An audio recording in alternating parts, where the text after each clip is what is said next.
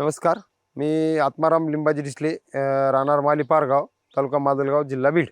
आमच्याकडे गेल्या वर्षी भयंकर महापूर आला होता. त्यावेळेस योगेश सर आणि त्यांची जी निरामय फाउंडेशनची जी टीम आहे ती दुष्काळग्रस्ताला मदत करायला आली होती. त्यावेळेस डॉक्टर साहेब आपले आमचे राजगावचे चौरे साहेब यांच्या माध्यमातून आमची वाघोरा इथं भेट झाली आणि त्यांनी जे आम्हाला मार्गदर्शन केलं की बाबा निरामय ऊर्जा शेतीच्या बाबतीत आपल्या शरीराला आपल्या म्हणजे आरोग्यासाठीही आणि शेतीसाठीही सगळ्याच गोष्टी ट्रीटमेंट आपल्याला मिळेल म्हणले. त्यावेळेस त्यांच्या संपर्कात आलो आणि त्यांच्यामार्फत एक राजेगाव येथे एक कार्यशाळा घेण्यात आली. त्या ठिकाणी आम्हाला गहू या पिकाचं बियाणं देण्यात आलं आणि बियाणं दिल्यानंतर मग आम्ही जे सक्रिय झालोत, मग दररोज आम्ही आपल्या निरामय वेलनेस सेंटर तिथं फोन करून ट्रीटमेंट घ्यायला सुरुवात केली की त्यांचं जे रेग्युलर असते की रोज फोन लावा, फोन आल्यानंतर आपल्या ट्रीटमेंटला बसा. ट्रीटमेंटला बसल्याच्या नंतर एक मनाला बी आम्हाला समाधान वाटू लागलं की एक ऊर्जा मिळू लागली, थोडासा व्यायाम बी होऊ लागला आणि शरीराला बी बरं वाटू लागलं. त्यामुळं आवडीने आम्ही रोजच फोन लावू लागलो होतो. ते त्यांनी आम्हाला कॉल एक नंबर दिला होता, त्या कॉलला फोन लावायचो आणि ट्रीटमेंट घेत राहायचो. अशा पद्धतीने आम्ही गव्हाची पेरणी केली.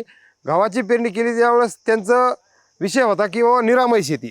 त्या पद्धतीने आम्ही गव्हाची काढणी केली. पण या मातीमध्ये एवढी ऊर्जा आहे की आम्ही जे भेट होतो आपल्याला हे खत टाकावं लागेल किंवा कीटकनाशक टाकावं लागेल, ह्या गोष्टी आमच्या लक्षात आल्यानंतर चांदोरकर सरांनी जे सांगितलं ना, जे देईल ते परमेश्वर देईल, ह्या गोष्टीवर आम्ही विश्वास ठेवून माझ्याकडे एक बॅगला मला 15 बॅग गहू झाला. म्हणजे थोडासा रासायनिक खतापेक्षा कमी झाला, पण जे झाला ते चांगला झाला. कारण जे माझ्याकडे आज गहू आहे तो बिलकुल म्हणजे कुठलंही रासायनिक खत न टाकता आपल्या सेंद्रिय पद्धतीने त्यांचं जे मार्गदर्शन त्या पद्धतीने आपण केलेलं आहे. आणि अशा पद्धतीने निरामयच्या जे काय मॅडम आहेत चांदूरकर मॅडम, त्यांच्या मार्गदर्शनाखाली आम्ही आता काम करतो. ह्या वर्षी असं झालं माहिती का, आम्ही निरामयकडं जॉईन झालोत म्हणून आमच्या गावाला कुठलाही रोग पडला नाही. आणि काय की त्या आपण जे हे दिलं तर कृषी संजीवक, आम्ही त्याच्या व्यतिरिक्त काय फवारला नाही. रोग गव्हाला कुठलाही रोग यावर्षी पडलेलाच नाही, कुठलाच नाही. शारीरिक गोष्टीवर एवढं फ्रेश वाटत होतं की आम्ही नेहमी 4 वाजता म्हणजे ट्रीटमेंटला बसायचो आणि सकाळचं वातावरण सुंदर वातावरण फ्रेश, अगदी दिवस फ्रेशमध्ये जायचं फ्रेश. एक तर रासायनिक शेती त्यामुळं जमिनीचा पोत खराब व्हायला लागला आहे.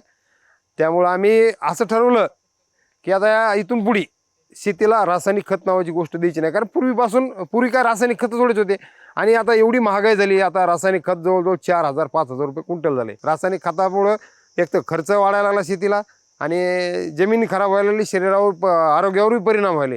म्हणून सर्व लोकांना, शेतकऱ्यांना एकच विनंती करेन, निरामय ऊर्जा शेतीच्या माध्यमातून हा कार्यक्रम राबवू आणि आपल्या आरोग्यासाठी आणि आपल्या शेतीच्या आरोग्यासाठी, आपल्या स्वतःच्या आरोग्यासाठी आपण ऊर्जा शेती करू. रासायनिक खतं नको किंवा फवारण्या नकोत.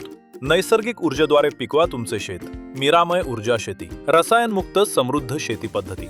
माती सुपीक होते, रोगाचा प्रादुर्भाव कमी होतो, उत्पादन वाढते, सकस पीक निर्माण होते, निसर्गाचे संतुलन राखते. निरामय ऊर्जा शेती, खर्च कमी, आरोग्याची हमी. आजच संपर्क साधा 702 80 655 77.